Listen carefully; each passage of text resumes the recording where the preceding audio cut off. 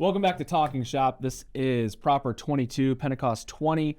We are in the book of Hebrews. If you know who the author is, you're lying. Because we don't. We don't know who the author is, but that's all right. We have some educated guesses. Very educated guesses in this room. Very educated. But Hebrews 2, 1 to 13, if you were looking for the 14 to 18 part, sorry, we didn't cover that today. But I'm sure you can pick up something from us. We hope to give you a couple of good images to be able to preach this text. And in the meantime, God bless your preaching, but like it and subscribe it, and let's get after it. Yeah, let's get in every way, yet I'm still welcome in the arms of the King. Hebrews. We're jumping from James into Hebrews. So it's a Greek-wise, it actually becomes harder. James is hard. Hebrews is even worse. Hebrews 2, 1 through 13. Jumping over Hebrews 1. Yeah, Hebrews 1 has nothing to say to you, so just jump over that. Just kidding. It has actually a whole lot of good stuff to say, but we happen to jump into Hebrews 2 because that's the way the Barkett do it. So that's where we're going. 1 to 13, we're going to skip 14 to 18 because it's basically just a rephrasing of the other bit of it. It's good stuff, but we're not going to talk about it today. 2 verse 1. Therefore, we must pay much closer attention to what we have heard, lest we drift away from it. Interesting thing about this text, the rest of this text is about what we've heard, right? I mean, for the most part, he kind of rephrases that over and over. But would you guys agree? I mean, what he's going to do is now, this is what you heard, by the way, just so you know that. Yeah. Well, I think that drift away word was an interesting one for me when we were translating. And he uses it twice, that carried away kind of idea.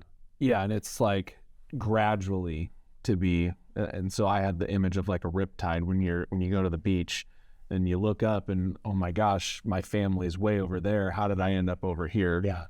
That sort of idea. Or kind of maybe you could also use it in the way that a tide goes in and out, constantly changing. That's that sort of idea. Yeah. Where who our God is never changes. So there's never a low tide on who Christ is, right? He is the same yesterday, today, and forever. Yeah. And the tide moves. I'd probably be tempted to talk about once saved, always saved. Right? Why? Because I think the idea of being once saved, always saved is the predominant understanding, the predominant narrative in our situation, our place and context. Okay. So most of the other, like when I go to my ministerial association, my community, most of the other pastors hold to a once saved, always saved. And I think Hebrews, like the argument of the whole book of Hebrews dispels that, because the argument of the whole book is don't depart the faith. Yeah, walk in Christ, yeah. And so I might want to tackle that doctrinal, systematic issue through this sermon series, so to speak, through walking through the book of Hebrews. Yeah, you could. But I don't think most of the people in the pews have any understanding of that argument, of that theological debate. Right. And so as tempted as I'm going to be to talk about that and to like make my case and make my argument about why we're right and those other fools are wrong, it's just going to land on deaf ears to most of the people in my pews because they're unaware of that argument for the most part. Right. You're making an argument against something that nobody has. Right. In your pew. Right. It might be in other people's pews, but right. For your particular context. And that's what I was going to comment is like, I think you have to be really careful with that. It's a great thing for Bible study because you can dig into it, work on the whiteboard and all that stuff.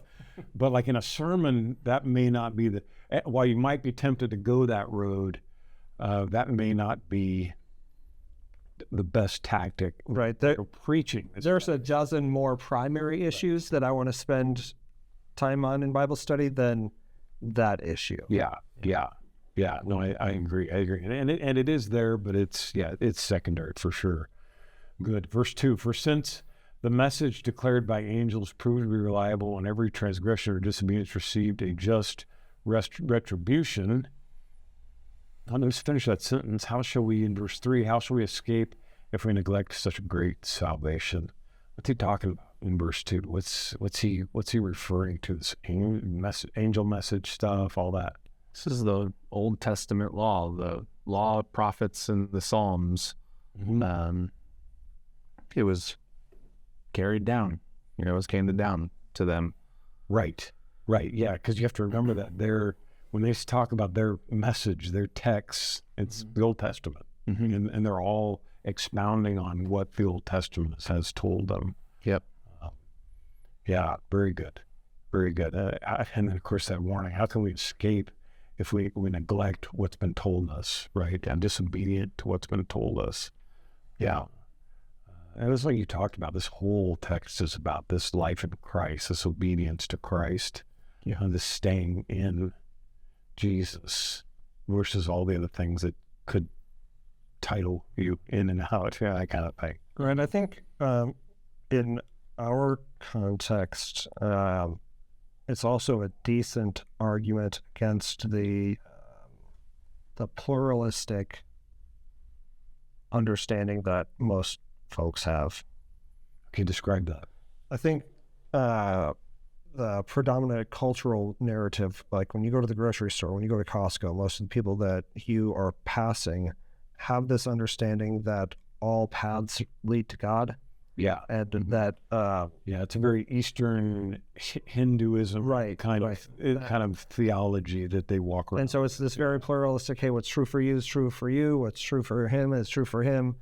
Everybody has their own respective religions, and there's many paths to God. Yours just happens to be Lutheran. Yeah. Theirs just happens to be ancient heresy. Yeah. Right. Or Buddhism. Right. But that is Hinduism and Buddhism. That's what it does, at its core. Right. But I think that's like the predominant narrative in our culture, and the understanding, right? If you watch Oprah, that's the view that most people have. Sure. And I think Hebrew, it's just a variation on Eastern religion. Right. Is a good argument against that.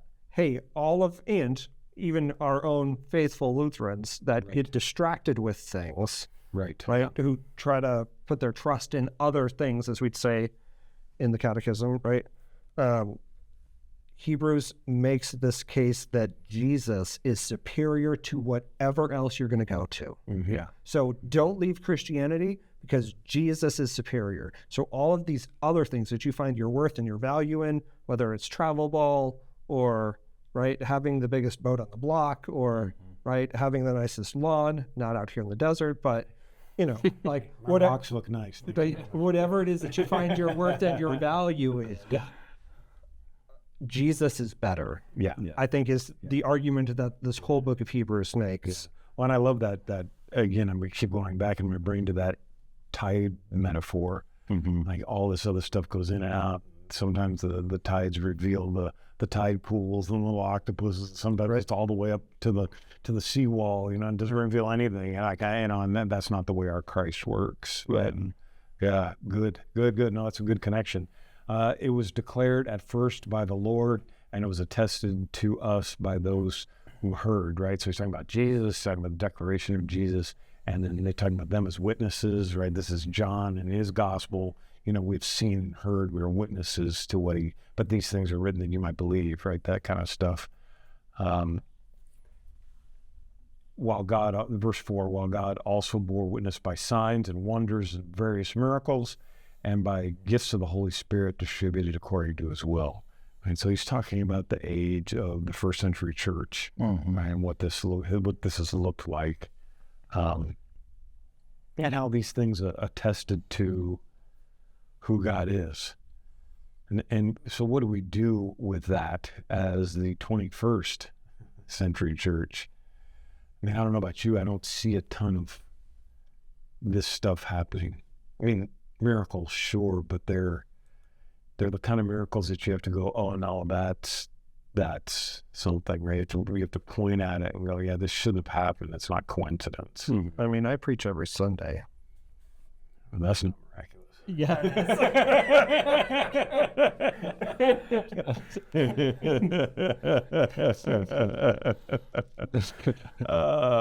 That God is that good. Yeah. Very good. He even works through us. Yeah. Yeah, he works through us, and he still works through his signs, whether that's the signs we read in the scriptures or the signs we get in our everyday life, even if we're not willing to see them. Yeah. Verse 5. For it was not to angels that God subjected the world to come of which we are speaking.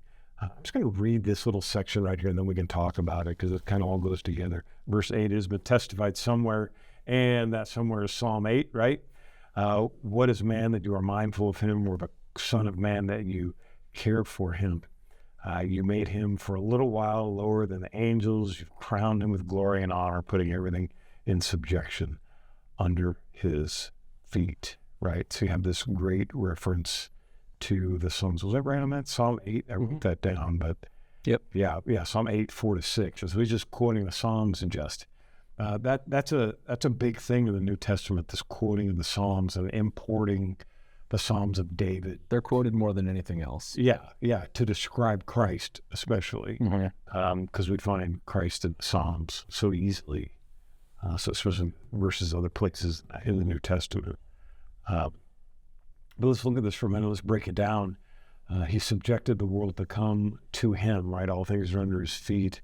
This goes back to that whole conversation we've had about everybody is subject to something, right? Husbands, honor your wives. Wives, be subject to your husbands. Husbands, be subject to Christ. Jesus is subject to the Father. All of those things. But God has made him, put him over all the world, right? And then this psalm just reflects that. Kind of interesting that what is man, you're mindful of him. It makes me think about, I'm a worm, not a man. Yeah. 121, right? Yeah, and all those places. He made him a little lower than the angels and crowned him with glory. So by taking on humanity, right? It was this humility, right? That Philippians 2 rather talks about the humility of Christ. And even like the Athanasian Creed, that humanity is absorbed into the Godhead, right? So why would God do such a thing? It's a fair question. Yeah. Good. And verse 8, even putting everything in subjection under his feet, right? Every knee shall bow and every tongue confess that Jesus Christ is Lord. Yeah, good. And then he continues, the second half of verse 8, now in putting everything in subjection to him, he left nothing outside of his control. And then I think this is a great hopeful line right here, just hiding in the middle of this text. At present, we do not yet see everything in subjection to him. Yeah. Doesn't mean it's not in subjection. It just means we don't see it. We don't see it. Yeah. And I think that could be a tagline for your whole sermon. I mean, I beat that drum all the time, now and not yet. Yeah. I don't know if it's just where we live in sort of the revivalism and the dispensational kind of theology that people hear, especially in this valley where we're recording this. But like I have to beat that now and not yet drum all the time, because they're all theologians of glory. Sometimes we all slip into that heresy, brother. It's an easy one to slide. Yeah, pretty easy to do. But this guy's done that. I know. Yeah. Just it happened. Who's got two thumbs and is a moron? Yeah. This guy. I've done it. Captain Heterodoxy. Yeah. But that, like you said, that's a really hopeful verse right there. All right, folks, it may look like Jesus has zero control of what's going on. Like, no matter who you vote for, you think the other side is taking this world down the toilet. Yeah.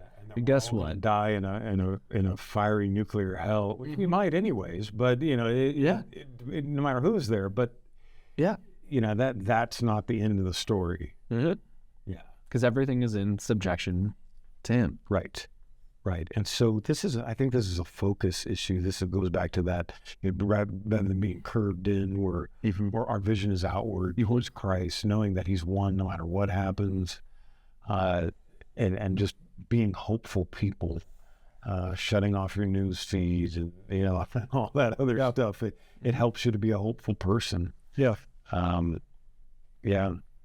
Good. There's a great section in there. Great. I think of all of this, granted, he's going to talk about the suffering and death, but I think there's where you begin to make your turn towards the gospel, right?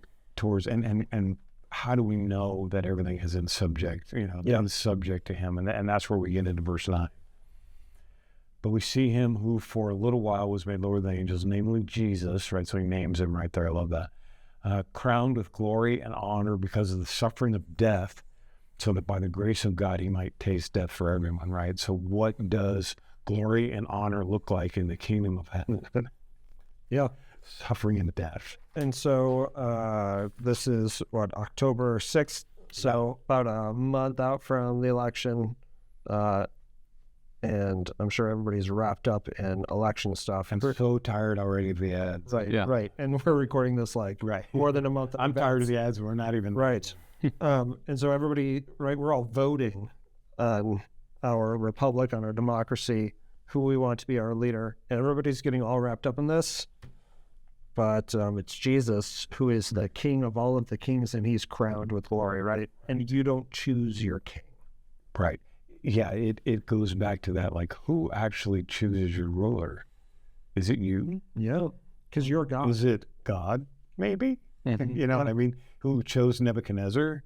Who chose Cyrus? Yeah. Who chose the time when Jezebel and Ahab would be, and all of those things worked into his plan and his purpose. Yeah. So that no matter who you like or don't like or what happens or any of that stuff, it's all on subject to Christ. Yeah. I think one way that you could go with all of this is Jesus as the second Adam. Sure. Yeah. Right. That's a Pauline move, so you're not going to be wrong there. So in Genesis, God created the world. Every day, it's good, right? Until you get to the sixth day, at which point it's very good. Mucho good. Right? Humanity as the crown of creation, right? But then... Yeah, not a fancy hominoid, not a fancy primate, but the crown of creation. And Satan is a fallen angel. And Satan cons Adam out of his ruling over creation. Out of his birthright. Right? And he's essentially he's a squatter. Right? On the earth. It's not a bad squatter. Right? It's not rightfully his. Squatter is trash it. And so he's squatting in creation. Yeah. But God has this ultimate plan to send his son, Jesus, who is fully human, right, to kick out the squatter and to once again reign over creation. Yeah. Truly be king of creation. Right. And so this bit about man ruling over creation, right? You made him for a little while lower than the angels. You crowned him with glory, put everything in subjection under his feet. That ultimately is what Adam was supposed to do. Right. Back in the garden was to subdue creation. Yeah. Right. That's the Old Testament reading. Right. To be a steward over it. Mm-hmm. Satan cons him out of it. Is that what you said it was? Yeah. Yeah, and it's the whatever Adam called every living creature, that was its name, all that stuff. And God gave him work, and he didn't have a helper that was fit for him, those sorts of things. Yeah. So, and angels are part of creation as well, right? And so man was intended to rule even over the angels. Yeah. Yeah, as the crown of creation. Yeah.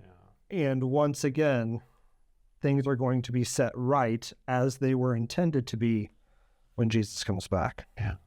Yeah, which is his point, right? As he goes into verse 10. I mean, that's where he's going with it, right? For it was fitting that he, Jesus, right, for whom and by whom all things exist, which all of a sudden now you're back in John 1 again. Yeah. You're back in Genesis 1 and 2. You're back in all those texts. In bringing many sons to glory should make the founder of their salvation perfect through suffering. So you get that now and but again, you get that that perfection through the exact opposite, right? We're always looking through perfection through a lack of suffering. This is the American way. It's not a bad way, and I'm not against not suffering. Thank you very much. But suffering tends to come with our want or not. Yeah. And it's how you live through it, with what you make of it, right? And how does God bring salvation? Through suffering, through the suffering of his son. The second Adam, right? Verse 11, for he who sanctifies and those who are sanctified, so Jesus and his church, right, all have one source. That is why he's not ashamed to call them brothers. That's kind of a big deal. If Jesus calls you brother, Yeah. that's wow. I mean, don't underestimate the gravitas of that. Yeah, you think all of those signs and wonders and various miracles are awesome. Yeah. What's even more awesome than that Right. is that you get to be called a brother. Right. What's even more awesome than those signs and wonders is your salvation. That sinners are rescued. Right. That's an even more glorious. Right. Yeah. So- Oh, yeah. Filthy, rotten sinners made right. Filthy, terrible, heterodox, awful Yeah. people made right with a holy God that can't stand the sight of the unholiness, right? Yeah. Made holy through Christ. It's beautiful. Yeah. And it's that for you bit, right? Yeah. Over and over again. Saying, right? Then he jumps back into the Psalms again. This is Psalm 21 and 23, and then he's going to do Isaiah 8 and 12. Just to read this, and then we can finish up. I will tell of your name to my brothers in the midst of the congregation. I will sing your praise, right? So it's this brotherhood talk. And again, I will put my trust in him, as Christ. And again, behold, I and the children God has given me. All of us together will put our trust in him. Because what do you make of those? How do you play those through as you're preaching that out? We have a job, right? As a congregation. Mm-hmm. This is, is always the big joke. People say, I don't sing very well. I don't sing very well either, but I sing loud. Yeah, you know what I mean? Right? Yeah, Well, I lack in quality. I make up for it. Make up for it in pure volume, baby. That's right. That's right. Even the organist can hear me. That's right. And my son was funny because my voice cracks and stuff. Yeah. When I'm singing. He just, Especially if it was a good hymn. oh yeah, right.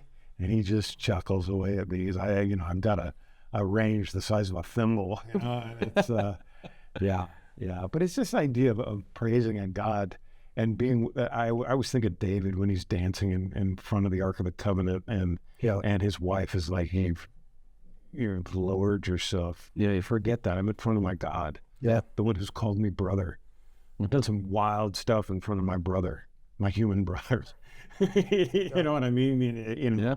And good grief, if this is my God and he's my creator, the least I can do is sing poorly in front of him if that's all I have. Mm-hmm. If I can sing well, I'll do it. But Yeah, sure. Make you right. And this making, doing whatever we've been given within our power, and maybe this is kind of where you can wrap this as you're bringing the sermon back around, doing what you've been given to do as a child of God, as a brother of Christ, as one who trusts in him more than you trust in your dollar, more than you trust in your marriage, more than you trust in your finances, more than you trust in your 401k, your health insurance, whatever it might be. You trust that he has creation under his command.